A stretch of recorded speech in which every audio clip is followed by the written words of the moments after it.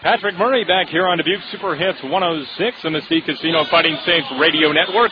Second intermission here in Dubuque, and the Fighting Saints a 2-0 lead over the Waterloo Blackhawks. Now joined by Fighting Saints part owner and Boston Bruins general manager Peter Chiarelli. Peter, nice of you to join us here tonight, and glad you could be out here to Dubuque to see the Fighting Saints in action. Well, thanks for having me. We're in town, or not in town, we're in Chicago today, and we play there tomorrow night, so it was a good opportunity to come by and see the team live for the first time. I haven't seen them live. I've seen a lot on tape and video, and I like what I see. Easy drive over. Glad you could be here. And let's step back to when you guys were talking about bringing the Fighting Saints back to Dubuque and how those conversations developed along with you and Phil and some of the other owners here, bringing junior hockey back here to the Key City. Well, what they asked me was, they asked me about what I felt about the USHL, the quality of it as a league.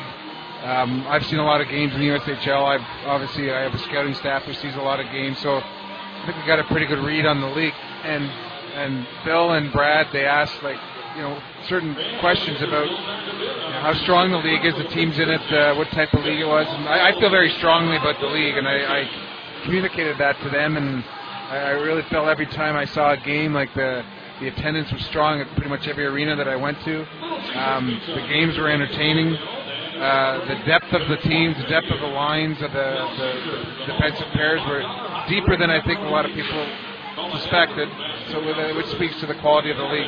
And, of course, this year is a big year for the Fighting Saints and for the USHL in general, as we've got a couple of guys out here on the ice who could end up being first-round NHL draft picks up here in June. Yeah, that's another reason why I came, because it's my schedule's all over the place, so I like to see a team at home with good prospects. I like to see them on the road, and you've got two here in Z, I guess is his nickname, Gergensen and Matheson. And Gergensen is, I saw him a lot on tape last year. He's got a lot of pro qualities, and he's a real solid two-way player, and I really like the way he protects the puck. Matheson is, you can still tell he's feeling up the league a little bit, but he's a terrific talent, terrific skater, and can move the puck and moves it to places where it's hard to move it to. So you got two good players there. Those guys should certainly be high NHL draft picks coming up in June. How has the landscape of the scouting and the development of players changed with the rise of the USHL here and the rise of the college route for guys going on to the NHL? We've only seen more of that with players coming out of the USHL, going to college, and then ultimately playing on the biggest stage. Well, I can tell you what we've done in our scouting staff is, and it reflects the value and the increasing, improving quality of the players in the USHL.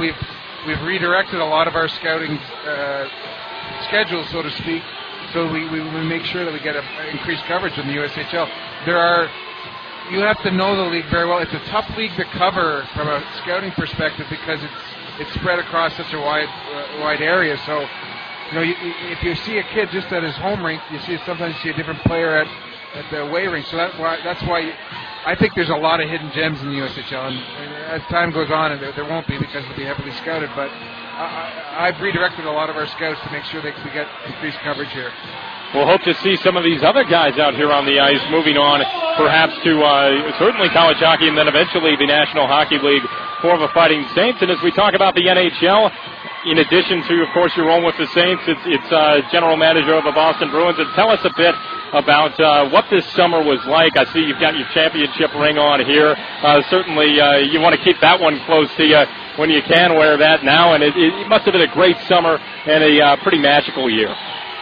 Yeah, the year was really tremendous. The finish, the last third of the year was, you could see the chemistry building. It's such a grind that it was hard. You probably won't believe me saying this. It was hard to enjoy it while it was going on.